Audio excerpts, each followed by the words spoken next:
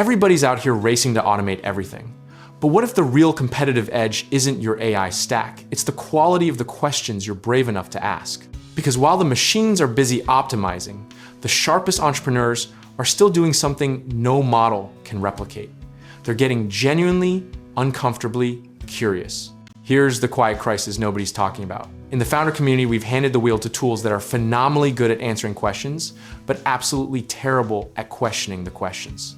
AI optimizes the premise you give it, which means if your premise is wrong, congratulations. You've just built a very efficient engine pointed directly at the wrong destination. Think of it like this. AI is the world's greatest GPS, but it only works if you've already typed in the right address. The entrepreneur who asks, wait, should we even be going to this city? Is worth 10 engineers who optimize the route. The historical record on this is almost embarrassingly consistent. The biggest business catastrophes weren't failures of execution, they were failures of interrogation. Blockbuster didn't need better logistics. It needed someone in the room willing to ask, what are we actually selling people? Convenience or control? That one uncomfortable question, asked early enough, changes everything.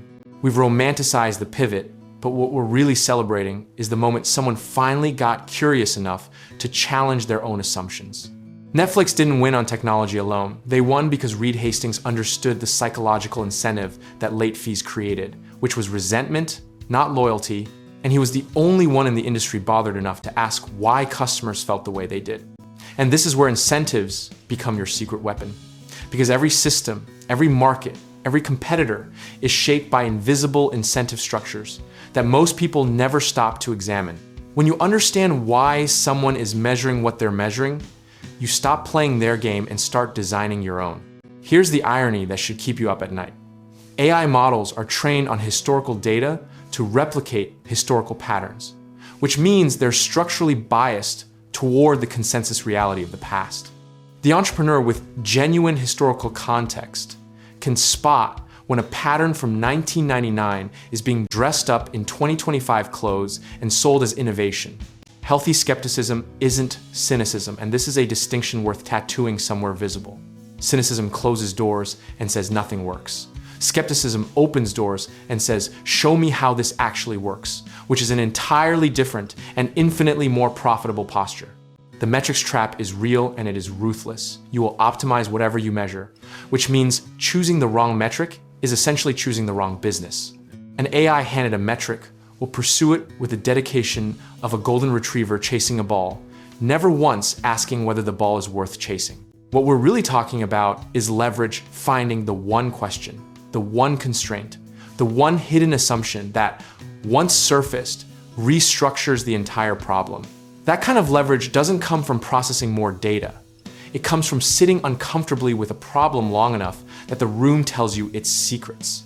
The practical lesson here is almost annoyingly simple. Slow down before you scale up. Before you automate a process, ask whether the process deserves to exist.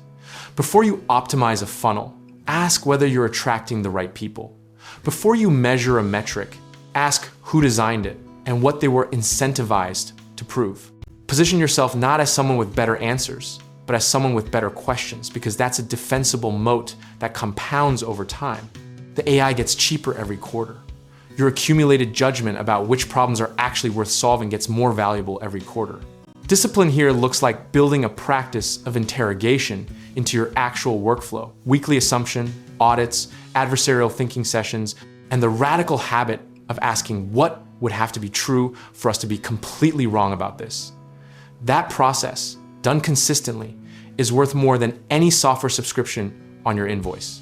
At the end of the day, the machines are extraordinary colleagues, but they need a curious, skeptical, historically grounded human in the room to tell them what game they're actually playing. You are not being replaced by AI.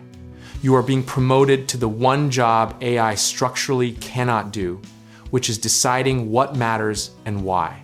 And if you're ready to put that kind of sharp, leverage-focused thinking to work in the real world, whether that's real estate investing, home contracting projects, or finding the right lenders to back your next move, check out our links in the description below, and let's get you started.